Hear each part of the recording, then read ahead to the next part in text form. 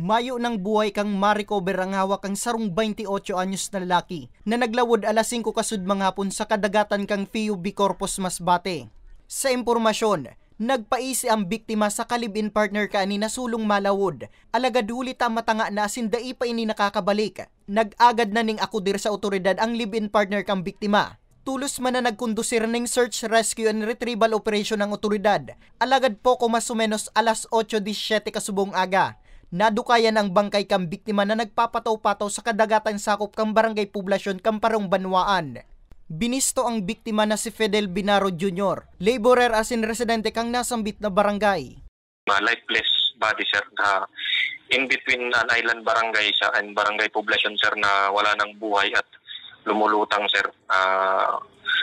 Initial finding sir nung RHU sir is parang nawalan siya sir, nabitin sir yung pagingin sir sa ilalim kasi pumutok sir yung eardrum niya sir and may lumalabas na blood sa kanyang ilong sir.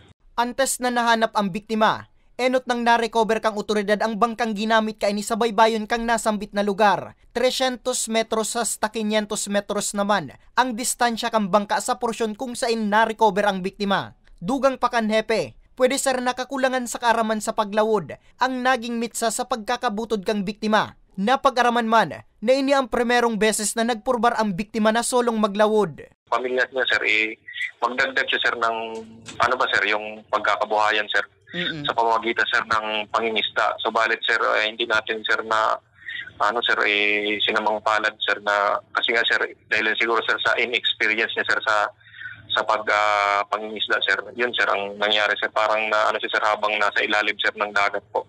Sa tala kang PNP, ini ang primerong insidente ning pagkabutod sa sendang nasasakupan. Sa presente, piglalamayan na sa sendang residensya ang nabutod na biktima. Para sa mga baretang tatak Bicol, Nomer Corporal.